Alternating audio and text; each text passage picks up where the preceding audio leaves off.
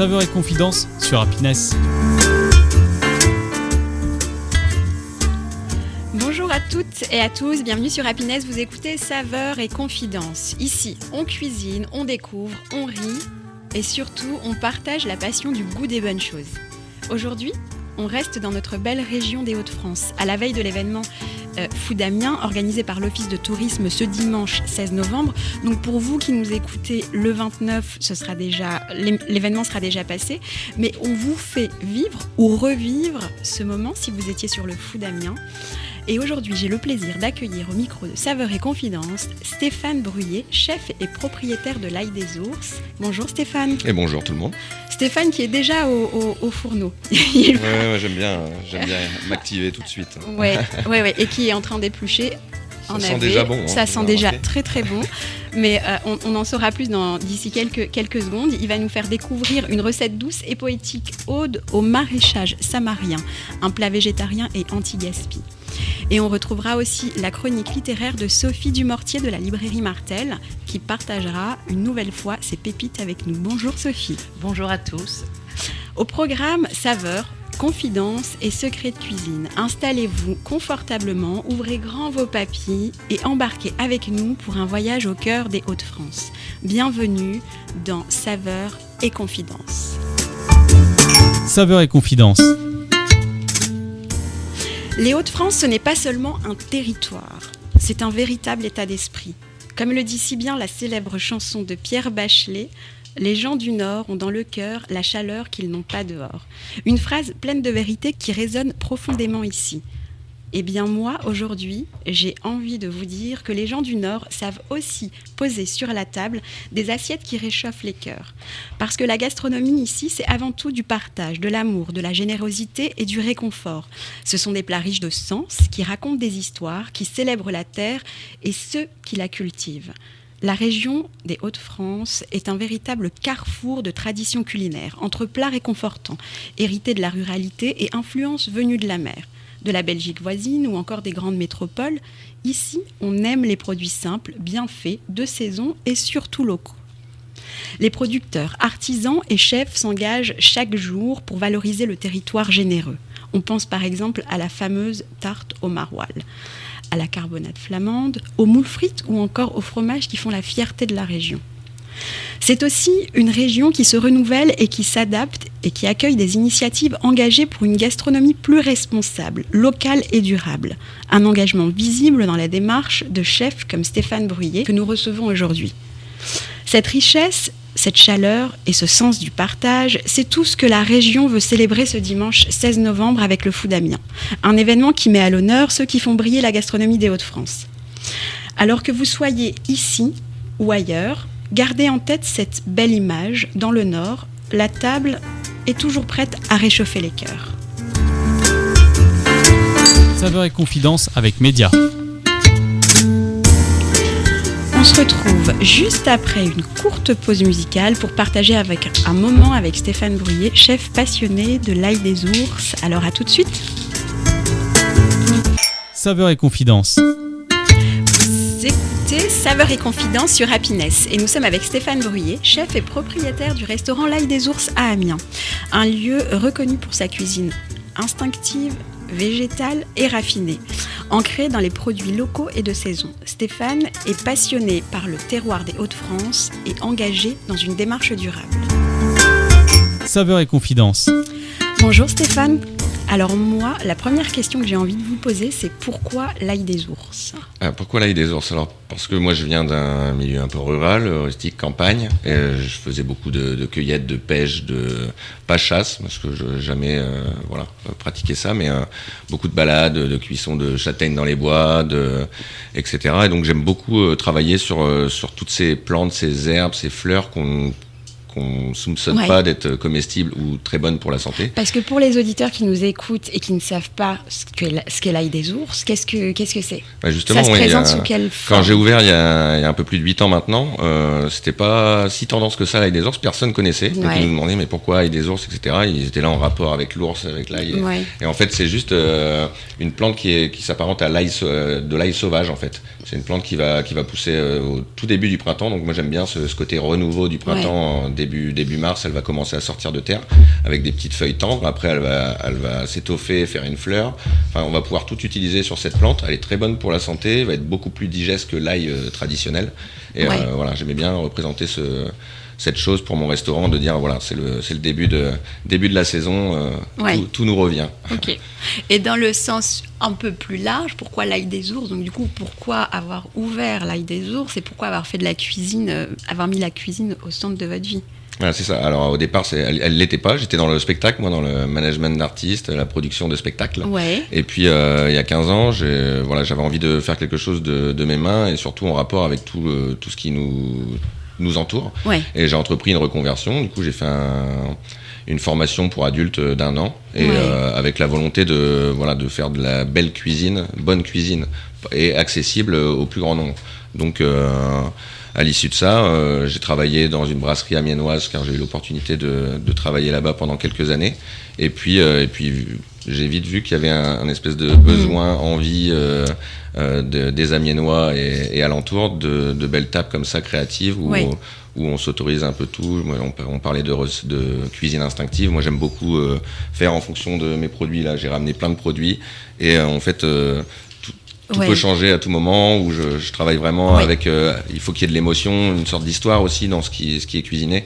Au-delà de faire de la technique et de la performance culinaire, je préfère qu'elle ait un sens et à l'instinct et en fonction et une histoire, enfin que ça me parle pour que ça parle aux autres aussi. Mm-hmm. Parce que dans votre restaurant, vos cuisines sont ouvertes. On vous voit à l'œuvre? Complètement. Moi, c'est ce que je tenais aussi. C'est pour ça que j'ai mis un peu de temps à trouver un local qui s'apprêtait à ça, c'est de créer une cuisine qui soit à l'intérieur de la salle. Il y a toujours la barrière un peu service et cuisine dans les restaurants, mais au-delà de ça, les cuisines, elles sont des fois en sous-sol ou à l'étage ou enfermées. Et moi, je voulais qu'elles soient au cœur aussi du lieu. Et comme je viens du spectacle, je voulais aussi que ça représente un petit peu la scène et le show culinaire face aux clients. Et ça permet d'avoir des regards, des ressentis en direct des clients. Plutôt qu'avoir juste le retour, c'était très bon d'un serveur, d'un maître d'hôtel, etc. Là, au moins, on a le ressenti. Les clients viennent nous voir et nous demandent le partage, des choses, ils demandent des recettes, etc. Il n'y a pas de secret en cuisine. Moi, je partage toutes mes recettes sans problème. C'est super. Et vous allez nous cuisiner aujourd'hui. Alors, quand je vous ai demandé, le nom de la recette, on est sur une Aude au maraîchage samarien. Donc, qu'est-ce que c'est?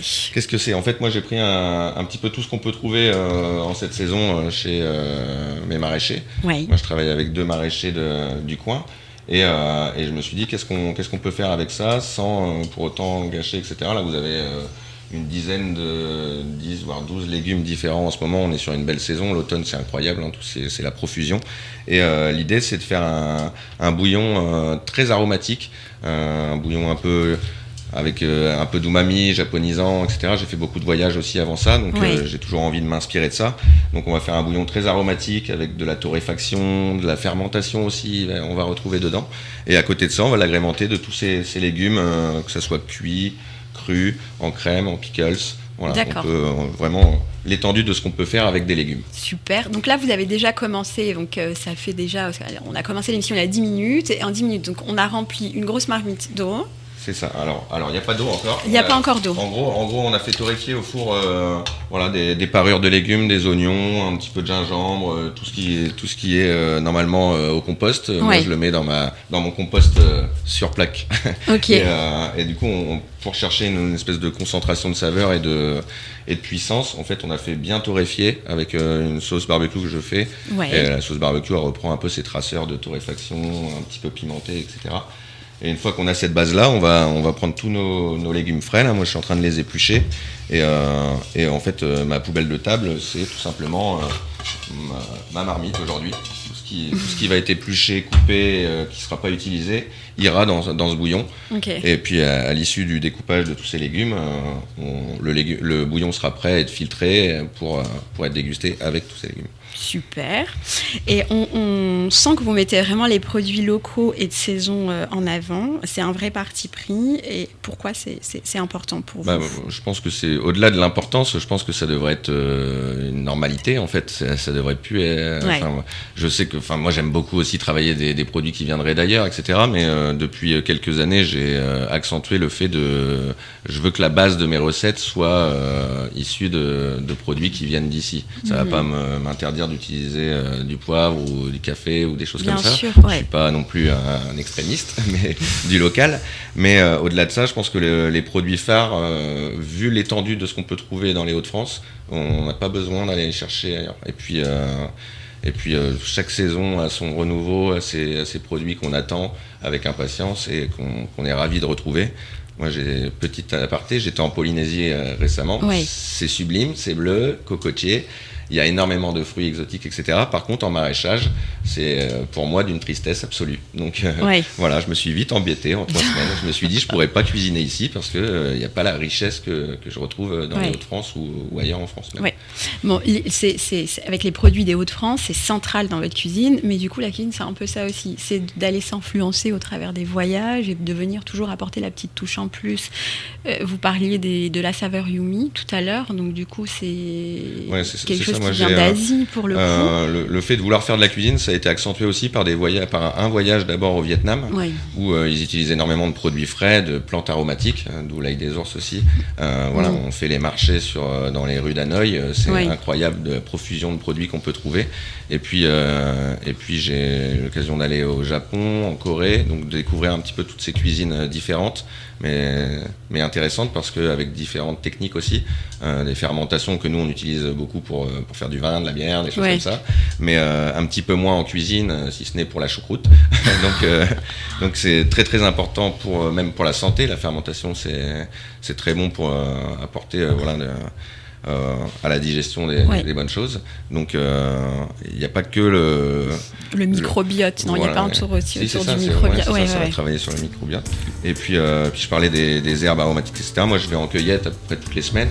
Je vais un petit peu dans la campagne environnante. Et je m'amuse là ça fait bien 5 ans que j'y vais vraiment toutes les semaines, donc j'ai découvert tout ce qui pouvait se faire autour et avec l'aide d'un cueilleur professionnel aussi qui a pu m'apprendre d'autres choses. Super, on va faire une courte pause et on se retrouve juste après pour poursuivre la réalisation de votre recette, Ode au maraîchage samarien. Saveurs et confidences. On est de retour sur Happiness avec Stéphane Bruyé de l'Ail des Ours et dimanche 16 novembre se tiendra la 3e édition de Food Amiens, un événement lancé dans le cadre de l'initiative Hauts-de-France Région européenne de la gastronomie 2023. Food Amiens s'inscrit dans la stratégie touristique d'Amiens Métropole qui vise à faire de la ville une destination gastronomique de référence. Un marché de producteurs et artisans locaux ouvrira ses portes dès 9h à Mégacité avec des étals généreuses, légumes, céréales, poissons, fromages, condiments, ainsi que des animations, ateliers et démonstrations tout au long de la journée. En soirée, un dîner de chef viendra conclure cette belle journée gourmande. Un dîner auquel vous participez. Qu'est-ce que ça représente pour vous, cet événement Food Amiens ? En fait, on a souvent entendu dire qu'à Amiens, il n'y avait pas de richesse culinaire, pas de restaurant où bien manger, etc. C'est faux. Je suis ravi avec mes autres collaborateurs des autres restaurants parce que tous ceux qui sont présents là, on s'entend tous, on s'appelle, on s'apprécie et on est ravis en plus de se retrouver sur les événements comme celui-ci, comme le dîner extraordinaire exactement qu'on fait un peu tous les ans aussi sur les lieux insolites à Amiens.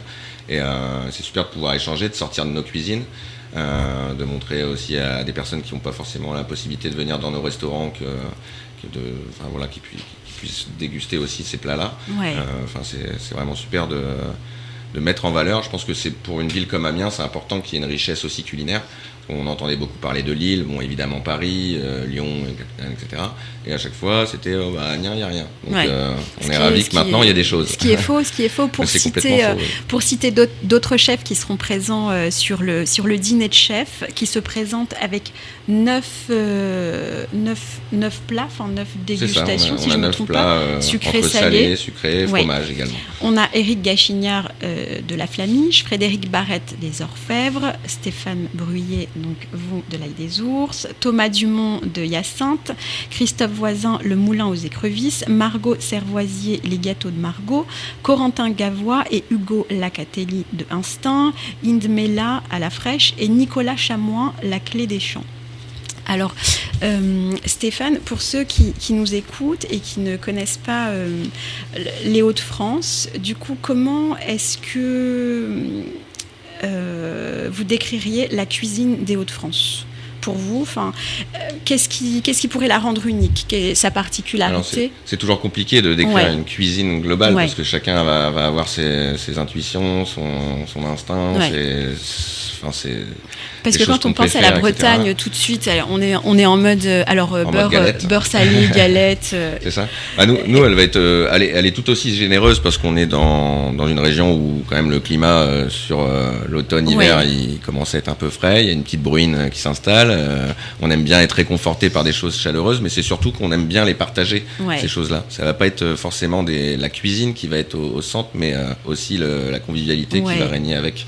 C'est ce qu'on disait en début d'émission, quand la fameuse chanson « Les gens du Nord ont dans le cœur la chaleur qu'ils n'ont pas dehors ». J'ai envie de dire, c'est ce qui se passe exactement dans l'assiette aussi. C'est important. Après, moi, j'aime profondément la cuisine traditionnelle française, donc je la respecte et c'est important avant de cuisiner d'autres choses, de la connaître, je pense, parce que maintenant on voit beaucoup j'arrive, je cuisine, mais cuisine Instagram. Mais bon, la photo suffit pas, il faut qu'il y ait le goût et de pas faire n'importe quoi avec les produits et ceux qui les font surtout, parce que au-delà de cuisinier, c'est surtout tout l'étendue autour qui est important, parce qu'un cuisinier il est rien sans d'une de ses collaborateurs au sein du restaurant, mais au-delà de ça, on parle de maraîchage, que je veux rendre hommage pour ce salon, mais aussi les pêcheurs et les agriculteurs au sens large. Moi j'aime beaucoup prendre des produits de la forêt, de la rivière, j'essaye de faire propre dans tout ce que je fais. J'achète plus du tout de poissons qui viennent de je ne sais où. Je travaille en majeure partie d'ailleurs sur des poissons d'eau douce parce qu'on a tendance à les négliger, mais ils sont très bons. Donc, Mais c'est très divers. Dans les Hauts-de-France, je trouve que la diversité du territoire fait qu'on a une richesse gastronomique qui est incroyable. Complètement, elle est riche et tout au long de l'année en plus. Et c'est une terre qui est encore très agricole. Complètement. Donc les fromages, l'agriculture, moi je trouve ça incroyable et je trouve que l'initiative qui est prise par la ville par rapport au Food Amiens, de faire rayonner les acteurs de la région de la gastronomie, je trouve ça incroyable. Et puis j'ai ce sentiment que ça ne va aller qu'en grandissant grâce à des chefs comme vous, ces initiatives du Food Amiens, et moi je trouve ça super. Il faut l'espérer, c'est vrai que le fait d'être patrimoine culinaire européen, moi j'étais ambassadeur. Vous étiez justement pour cet événement, ça a permis de faire des déclics, de créer des choses, et c'est ce que j'avais dit à ce moment-là, c'était que ces choses créées dans le cadre de cet événement restent pas dans cette année-là, mais qu'elles perdurent, et avec l'Office du tourisme d'Amiens et la ville d'Amiens, je trouve qu'on va dans le bon sens, parce que on est force de proposition, on voit que tous les événements qu'on organise sont vraiment vite remplis. Pour le coup, il y a même une frustration pour ceux qui n'arrivent pas à avoir de place. Oui. Alors, je vous propose tout de suite de vous prêter au jeu de l'interview confidence. Alors, est-ce que vous accepteriez de jouer à ce petit jeu? Donc, c'est juste quelques petites questions, c'est du tac au tac. On y va? Alors, c'est parti. Saveur et confidence avec Média. Alors, Stéphane, persil ou coriandre? Persil. La musique idéale pour cuisiner? Électro, fort. Mais d'ailleurs, vous mettez de la musique en cuisine? Oui, on met pas mal de musique. Ok. Pendant le service aussi? Ça a tendance à être beaucoup électro parce qu'on est 2-3 à aimer ça, mais on laisse quand même un petit peu de... certains qui sont très musique classique française aussi. On a un Lensois dans l'équipe, il aime bien nous mettre les corons, etc. Donc, faut pas me laisser rentrer dans vos cuisines parce que sinon vous allez finir avec du Beyoncé. Pourquoi pas. ou du Spice Girl. Une ou deux. Ta recette de la flemme du dimanche soir? On cite pas de marque. Non. Non. Ça va être les restes du frigo. De toute façon, moi, je cuisine pas beaucoup chez moi. C'est vrai que j'ai pas envie, en fait, parce que j'ai déjà pas mal cuisiné. Souvent, on va prendre les choses qui restent du resto. Un petit assemblage rapide, un bon morceau de pain. On ouvre le frigo, on regarde ce qui se passe. Ouais. La dernière série que tu as regardée? Guinness, c'était. Ok. La petite manie dont tu ne peux pas te débarrasser? Enfin, je sais pas. Ah si, on veut quelque chose. Si tu pouvais dîner avec un personnage de fiction, qui choisirais-tu ? Superman, Hulk, Al Pacino. Non, bah oui, DiCaprio, qui est mon acteur un peu favori. Je trouve qu'il joue super bien, donc j'aime beaucoup. C'est sans doute, et puis qu'il aime bien manger aussi. Ton endroit préféré pour te déconnecter ou souffler ? La nature, la forêt, au bord de l'eau. Ouais, c'est vraiment ça. Je suis un pêcheur, donc j'aime ça. C'est calme, on est bien. Super. Saveurs et confidences. Bienvenue sur Happiness et vous écoutez Saveurs et Confidences. Aujourd'hui, on est avec Stéphane Brouillet de l'Ail des Ours et on cuisine une recette végétale et anti-gaspi. Une recette qui sera présentée au dîner extraordinaire sur le Food Amiens demain soir à Mégacité. Donc demain soir le 16 novembre. Et pour vous qui écoutez l'émission qui sera diffusée le 29, l'événement sera déjà passé. Donc peut-être aurez-vous eu la chance d'être à une des tables du Food Amiens et de déguster cette délicieuse recette que Stéphane est en train de nous préparer, Aude au maraîchage samarien. Alors Stéphane, quand vous m'avez donné le nom de la recette, Aude au maraîchage samarien, je me suis demandé samarien, du coup. Est-ce que vous pouvez nous en dire un peu plus ? La Somme, tout simplement. Ouais. C'est de se dire que dans la Somme, il y a une vraie richesse, surtout même à Amiens avec les ortillonnages et même au-delà des ortillons, on a une terre qui est très riche, donc qui produit des beaux légumes. Donc il faut les mettre à l'honneur. Donc, on a tendance à parler de produits nobles en cuisine, de choses comme ça. J'aime pas beaucoup les produits nobles, ils sont dans la terre.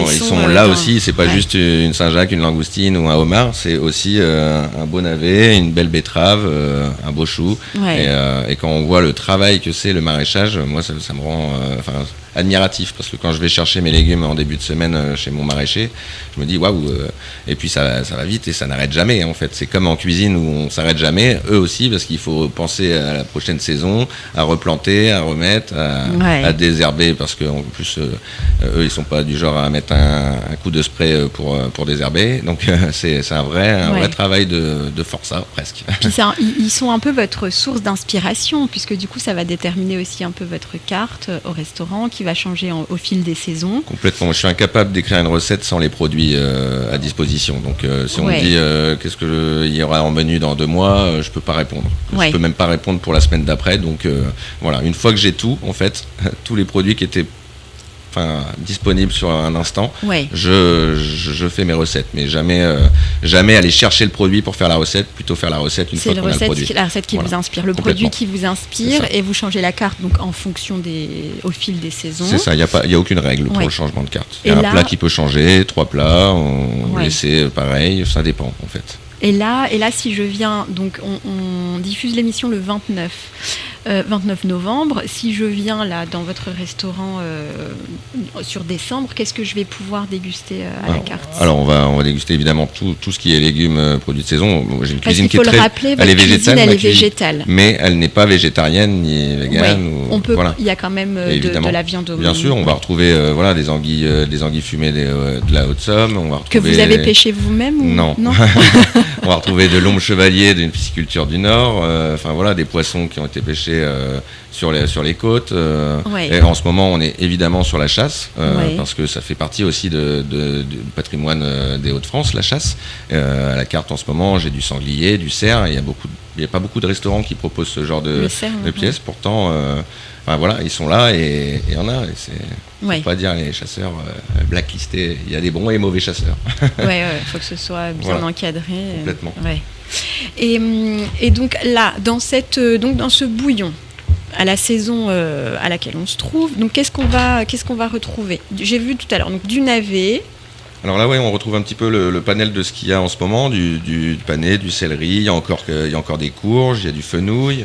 On est sur une période très forte en choux, en Hauts-de-France, on a beaucoup de choux. Toutes les variétés de choux sont impressionnantes. D'ailleurs, on ne soupçonne pas, parce qu'on voit souvent le chou-fleur, etc. Mais il y en a beaucoup d'autres. Et l'idée, voilà, c'est de faire un petit méli-mélo de tout ça. Et là, je vais la faire un petit peu sous forme d'une belle rosace pour la rendre sexy, cette assiette de légumes. Et je viens la condimenter, parce que là, je vais les travailler à cru. Mais à côté de ça, j'ai travaillé une crème d'oignon, des échalotes confites au vin rouge, des petits pickles de potimarron, les graines de courge, on les a torréfiées, un petit peu caramélisées. On a des graines de moutarde qui viennent apporter un twist. On a aussi une crème de chou fermentée, ça s'appelle le kimchi. C'est souvent, c'est vraiment le cornichon de chez nos amis coréens. Moi, j'aime beaucoup travailler avec ce condiment. Donc, ça vient donner un peu d'acidité. Complètement, de l'acidité, de la puissance aromatique aussi. Et puis voilà, quand même, moi il me reste des choux, des parures de choux, etc. Mais on a juste à les découper, les mettre en fermentation quelques jours et après ça nous fait un super condiment pour différents produits.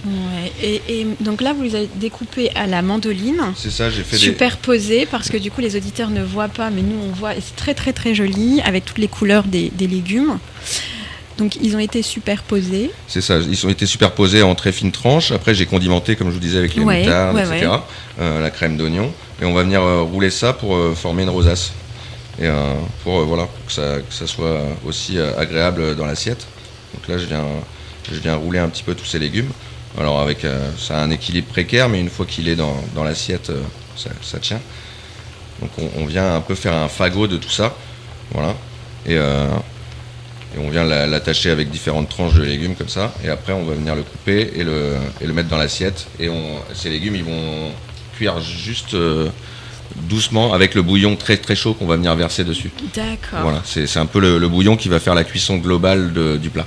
Ouais. Voilà. Et on aura du coup une association aussi en termes de texture parce que ils vont cuire très légèrement, mais on aura toujours le croquant des légumes. Complètement. Et puis ce qui est intéressant avec tous ces condiments, tous ces légumes différents, c'est qu'à chaque bouchée, on va aussi vivre autre chose. À un moment donné, on va tomber sur un potimarron acidulé, une échalote un peu au vin rouge, une crème kimchi, des petites graines de moutarde. Et voilà, j'aime bien qu'il se passe des choses quand on déguste, en fait. Que ça soit pas juste bon. Il faut que voilà, tiens, il se passe là, c'était acidulé. C'est comme c'est un voyage, quoi. À chaque fois, on va venir croquer. À chaque fois, on va venir retrouver quelque chose, en première intention, en deuxième intention. J'ai envie qu'on s'embête pas à manger. Manger, ça doit être un plaisir, donc c'est important qu'il se passe des choses dans la bouche. Voilà. Et donc il y a des petites herbes fraîches, je vois là-bas aussi, des fleurs comestibles. C'est un petit panel de ce qu'on retrouve en ce moment dans la région. Moi je suis allé en cueillette, là il y a du lamier blanc, de l'oseille sauvage, de la cressonnette qui s'apparente, du géranium rosa, on a encore quelques fleurs. De la menthe, évidemment, un peu de fenouil, de l'aquilée. Enfin, c'est incroyable la diversité d'herbes qu'on a même dans nos jardins, qu'on se dit ça, les mauvaises herbes. En fait, les mauvaises herbes, moi, c'est mes favorites. Quand je vais chez mon maraîcher, c'est moi qui désherbe autour de ces légumes. Je dis je prends, il y a du mouron, du lierre terrestre. C'est plein de choses qui sont très aromatiques et qui sont intéressantes à travailler aussi. Et pour les auditeurs qui nous écoutent et qui sont habitués, qui n'ont pas l'habitude ou ce côté très instinctif et naturel de cuisiner, et qui ont tendance à prendre des choses toutes faites, quel est le meilleur conseil qu'on pourrait leur donner ? De ne pas hésiter à aller sur les marchés, rencontrer des producteurs, d'acheter leurs produits frais, de tester. C'est ça, pour donner envie de cuisiner, il faut toujours un petit peu de temps, c'est pas faux, mais il y a des choses qui se font très rapidement. Le bouillon, vous avez vu, on a pas travaillé sur beaucoup, mais surtout, aller au contact de ceux qui font ces produits-là, arrêter d'acheter sur des barquettes toutes faites sursalées, et puis en fait, le fait de se balader sur un marché, tiens, je mangerais bien ci, ça. Après, des fois, on a des légumes qu'on ne sait pas forcément travailler, mais ils savent donner des conseils, les producteurs. Donc, les producteurs, et même de discuter avec eux, le fait d'échanger avec eux, d'entendre leurs paroles, leur travail, leur passion. Du coup, ça peut changer notre perception et nous donner envie de prendre ce temps aussi. C'est ça, c'est en prenant le temps de au moins découvrir ce qui nous entoure, qu'on a envie après de faire. Moi, je faisais des ateliers aussi pour des collèges, pour leur apprendre aussi un peu les rudiments de la cuisine pour qu'ils puissent s'alimenter à moindre coût et équilibré. Parce que la malbouffe, elle est très présente et de plus en plus. Donc c'est malheureux avec la richesse qu'on a. C'est hyper important. Il faut qu'il y ait une vraie prise de conscience à ce niveau-là, une vraie prise de conscience et la transmission. Donc vous le faites dans les écoles, mais même nous, en tant que parents aussi, de pouvoir transmettre à nos enfants, de pouvoir partager des moments aussi avec nos enfants ou avec nos amis, parce que la cuisine, c'est ça aussi. C'est au patrimoine mondial immatériel, le repas à la française, de se mettre à table avec l'entrée, plat, fromage, dessert, c'est très important. C'est hyper important. Et je pense qu'on le fait de moins en moins. On est plutôt sur un plateau, chacun en fonction de son emploi du temps devant la télé. Et malheureusement, du coup, on perd aussi de la discussion entre nous, en famille ou entre amis. Et puis, moi, j'ai envie de dire aussi, il ne faut pas avoir peur. Parce que parfois, moi, j'ai beaucoup de gens qui me disent oui, mais je sais pas, j'ose pas, non, je sais pas cuisiner. En fait, il faut pas avoir peur. Même si on rate une recette, c'est pas grave. Oui, c'est ça. Il y a quelques bases assez simples. Si ça sent bon, c'est que c'est bon signe. Il faut goûter. En fait, le secret, c'est goûter. Voilà. Au fur et à mesure qu'on avance sur une recette, on goûte. Et on va peut-être pas y arriver au départ, mais au fur et à mesure, on va prendre du galon. C'est ce qu'on fait aussi, nous, en tant que professionnels. Exactement, comme pour tout. Hein. Moi, mon fils, quand il n'arrive pas quelque chose, tout le temps, il me dit « Ah, mais j'y arrive pas ». Je dis « Ouais, mais t'es pas venu au monde en sachant marcher, quoi. Tu as dû apprendre à marcher. » Donc, et la cuisine, c'est un peu pareil. Ça sent très très bon. Très bon. Donc il y a le bouillon qui est en train de... ça bouillonne. Oui, ça infuse. On pourrait le laisser des heures comme ça, avec un frémissement, avec un couvercle. C'est encore meilleur. Et le bouillon va se nourrir un peu de tous les éléments de ces légumes. En plus, c'est très bon. Là, on est sur des légumes qui sont bio, et même dans la peau, dans les feuilles, on utilise tout, quoi. Et c'est important. Et c'est ce bouillon qu'on va venir filtrer. Exactement. Et quand vous dites on peut le laisser pendant des heures, c'est par rapport aux nutriments, toutes ces choses-là. Enfin, je sais pas. Il faut le faire à frémissement. Et puis on a aussi tous ces légumes crus qui seront là aussi.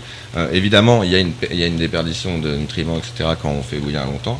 Là, on va chercher plutôt le goût, la capacité organoleptique. Et après, on va avoir de toute façon, là, c'est les épluchures, les queues de légumes, les peaux. Et puis après, on va manger le légume dans son intégralité dans l'assiette. Ok, super. On va pouvoir, on va dresser, puis on va goûter tout ça. On a des petites assiettes là en plateau. C'est toujours dommage, parce que du coup, nous, on est là et c'est toujours dommage pour nos auditeurs. Hein. Du ça coup, sent bon, j'ai faim. Ouais, ça sent vraiment très très bon, je confirme. On va se laisser une petite pause musicale et puis on se retrouve juste après pour la dégustation avec Stéphane Bruyé de l'Ail des Ours, et puis on retrouvera aussi Sophie pour sa chronique littéraire. À tout de suite. Saveurs et confidences avec Médias. Bienvenue sur Happiness. Vous écoutez Saveurs et Confidences et nous sommes avec Stéphane Bruyé de l'Ail des Ours et on s'apprête à goûter sa délicieuse recette qui me fait déjà de l'œil. Elle est dressée, elle est à côté de moi.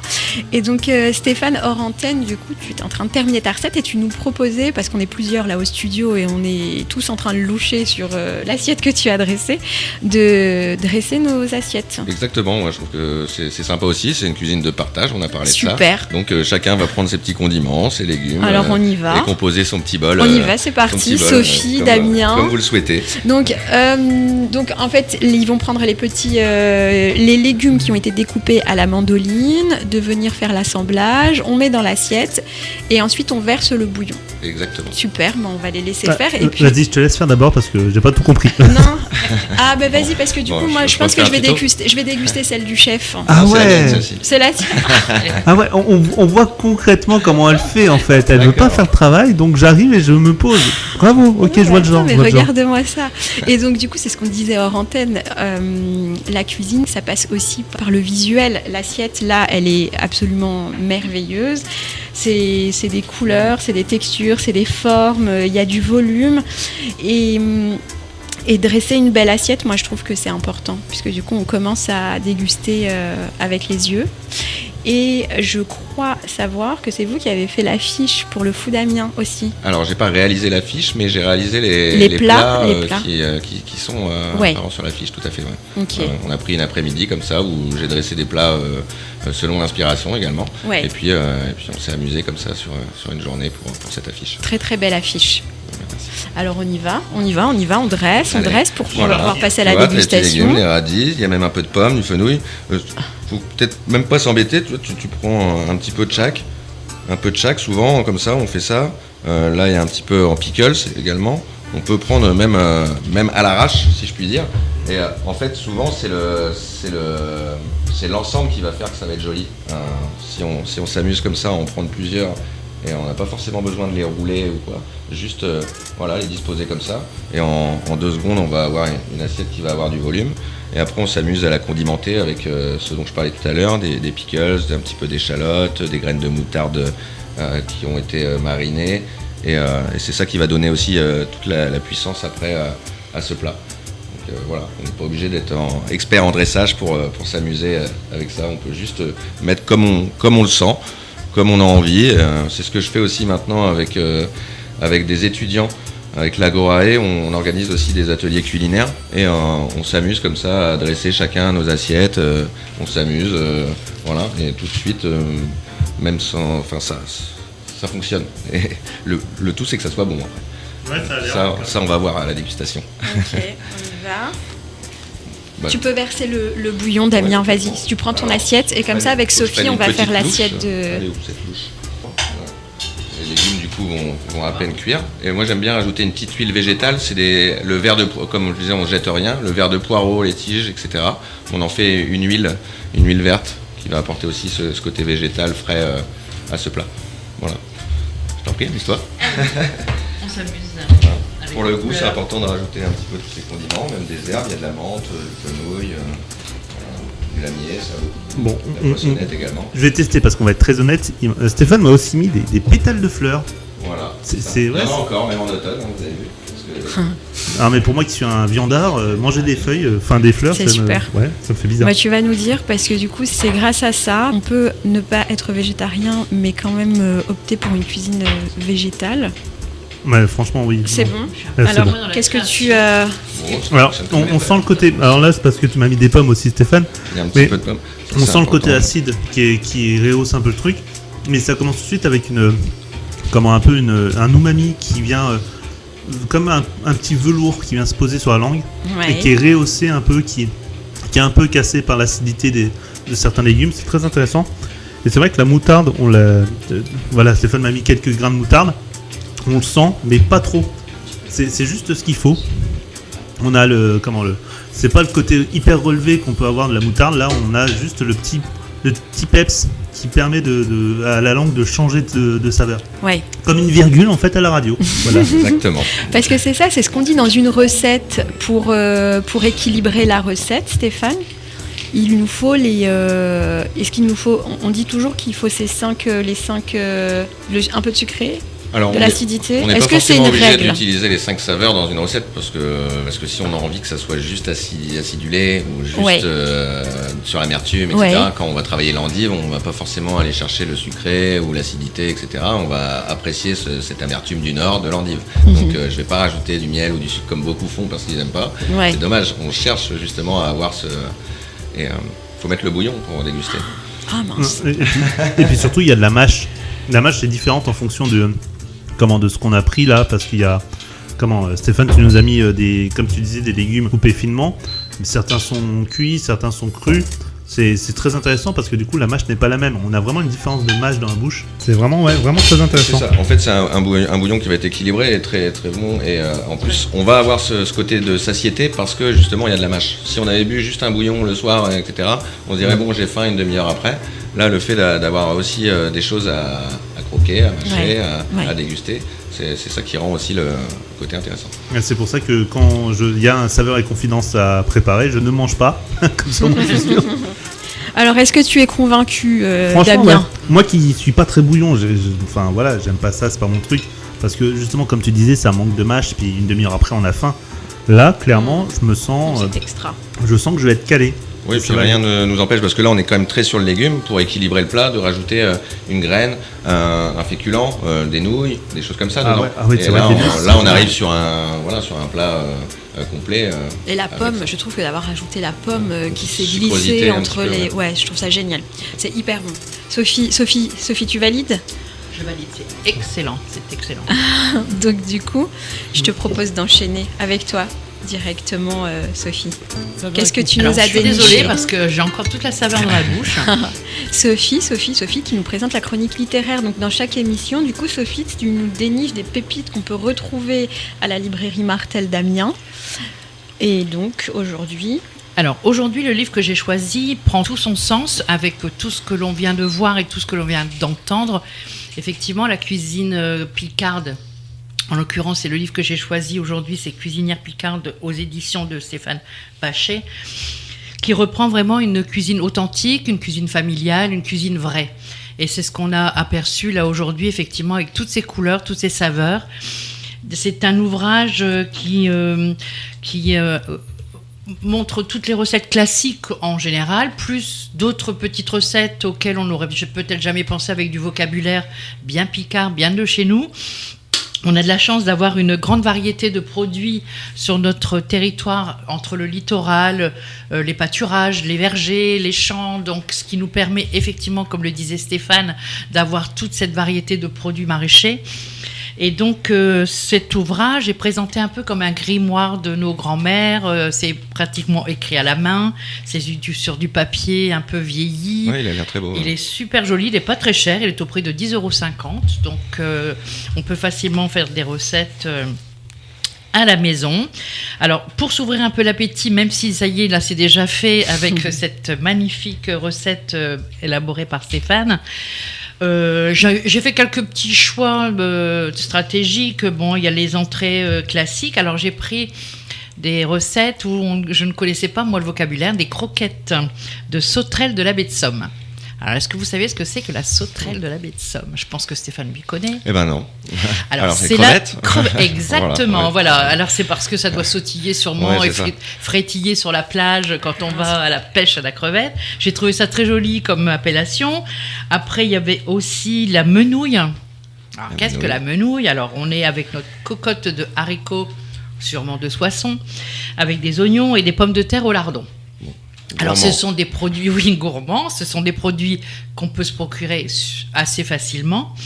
N'oublions pas la recette culte de la ficelle picarde, qui est travaillée différemment suivant les chefs, je pense, entre de la crème ou de la béchamel, selon son choix. Je ne sais pas ce que Stéphane recommande. Jamais de béchamel. D'accord. Donc, la recette est à la crème. Ne retenez que la crème, ne retenez pas la béchamel. Après, nous avons les salicornes, pour parler du littoral. Ouais. Il y a aussi toute une gamme de desserts.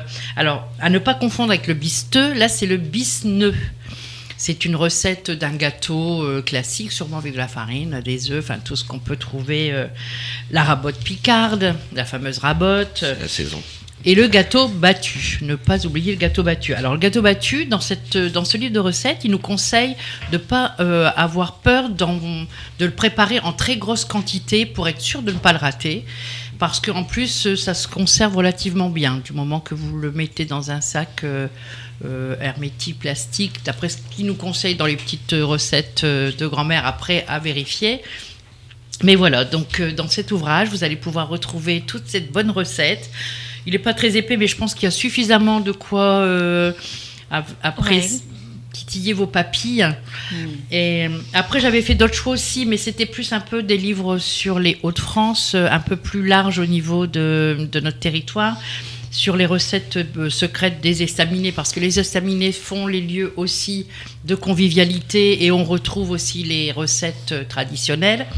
Et les estaminets, ça revient à ce qu'on disait en tout début d'émission sur la cuisine des Hauts-de-France. C'est une cuisine qui se veut généreuse, qui rassemble. Bon vivante. Et voilà, ça, c'est des bons moments. Et après, voilà, le dernier petit coup de cœur que j'ai eu, et d'ailleurs, elle était venue sur Amiens lors de l'événement Chaud Patate, Marie-Laure Fréchet, qui nous a concocté un livre uniquement sur la frite, qui qui s'intitule d'ailleurs Ma frite adorée. Et c'est pareil, alors c'est décliné sur plein de formes et je trouve que c'est assez sympathique. Le livre est très, très sympa, donc je vous recommande jaune. Ma frite adorée aux éditions Marabout de Marie-Laure Fréchet. Oui, Super. Ils organisent également un tournoi de la meilleure frite. La meilleure frite qui est dirigée exactement. justement par Ouais, Marie-Laure, qu'on avait rencontré à Food Amiens. Alors, c'est pas forcément très picard, la frite, mais bon, ça fait partie du patrimoine des Hauts-de-France. La pomme de terre est quand même et la pomme présente. Exactement. Eh bien, l'émission touche à sa fin. Déjà, ça passe toujours beaucoup trop vite. Merci d'avoir été aujourd'hui sur Saveurs et Confidences. Un grand merci à Stéphane Bruyé pour ce partage gourmand et passionné, à Sophie Dumortier de la librairie Martel qu'on vient d'entendre, et à vous, chers auditeurs, pour votre fidélité. J'espère que vous avez passé un bon moment en notre compagnie. Je vous rappelle que l'intégralité de l'émission sera disponible en podcast sur le site Happiness et sur vos plateformes d'écoute préférées. Deezer, Apple Podcasts, Spotify, YouTube, etc. voilà. La prochaine émission, diffusée le samedi 27 décembre, sera dédiée aux recettes festives ou comment improviser un repas de réveillon digne d'un chef. Voilà. Et donc, si vous voulez nous retrouver pour cette émission, Stéphane, vous êtes le bienvenu. D'accord, c'est noté. Je vous laisse maintenant avec une petite immersion dans le Food Amiens, cet événement qui fait briller notre région, puisque comme je vous le disais en début d'émission, on enregistre le samedi 15, la veille du Food Amiens, et donc demain on va aller pour recueillir un peu les impressions directement et puis faire vivre ça à nos auditeurs. Donc prenez soin de vous, régalez-vous et n'oubliez pas, la cuisine c'est avant tout de l'amour et du partage avec ceux qu'on aime. À très vite sur Happiness.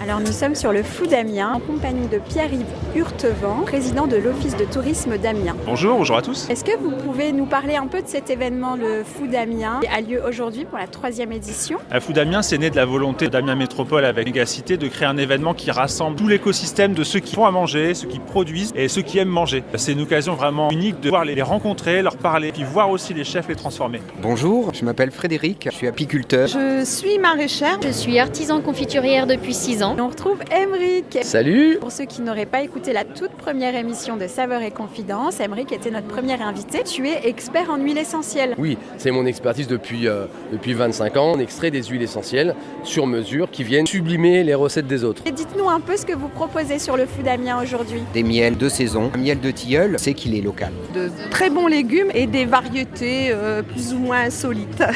Je propose ma production de fruits transformés, base de fruits rouges essentiellement, des pétillants, sans alcool et sans sucre. Nous, c'est confiture et compagnie. On fabrique tout à la main dans des bassines en cuivre à l'ancienne. Ce qui fait notre originalité, ce sont nos saveurs qui plaisent au plus grand nombre. Donc il y a la citrouille, gingembre, citron, qui va se manger au petit déjeuner sur une tartine sans souci, petite tranche de pain d'épices et du foie gras, et aussi sur un plateau de fromage. Alors moi je propose du coup les produits que je fabrique dans Amiens, donc c'est de la bière artisanale brassée dans ma péniche quartier Saint-Maurice. Une bière blonde, on va dire, un petit peu classique qui est là toute l'année. Et puis après, des bières avec des ingrédients en plus. J'ai une blanche avec du basilic citronné, une bière que j'avais brassée avec de la pomme de terre et du romarin local. Je travaille avec beaucoup de produits locaux, ça tombe bien, c'est également le thème. N'oubliez pas que l'abus d'alcool est dangereux pour la santé, à consommer avec modération. On propose des produits pour atteindre l'effet waouh. Quelques gouttes, un peu d'amour et puis vous pouvez épater vos convives. L'objectif, c'est de leur donner de la visibilité aussi et de favoriser la consommation locale, les circuits courts. C'est absolument ça. Les emplacements sont gratuits pour les agriculteurs et les artisans qui viennent ici aujourd'hui parce qu'on a vraiment la volonté qu'ils puissent partager au maximum leurs produits avec les habitants et aussi inciter les habitants à consommer plus local, à cuisiner eux-mêmes aussi. C'est un grand plaisir que de pouvoir présenter les produits locaux. Qu'on est des petits producteurs et qu'on existe. Je crois que c'est hyper bien de valoriser déjà le terroir. On a un vrai savoir-faire des artisans et des producteurs. C'est une belle vitrine, on a tout intérêt à être là. Ouais. C'est un événement qui est très sympa. Le public est conquis, je pense aussi. On a des bons contacts, soit des collègues qu'on va déjà connaître, ça fait plaisir de revoir sur un événement. C'est un peu la famille, quoi. Voilà, c'est ça, ouais. Il y a aussi le dîner chef qui a lieu ce soir, c'est bien ça? Il y a un dîner effectivement qui a lieu ce soir et qui rassemble 9 restaurants de la Somme. L'idée, c'est de découvrir vraiment toute une gamme de restaurants du département.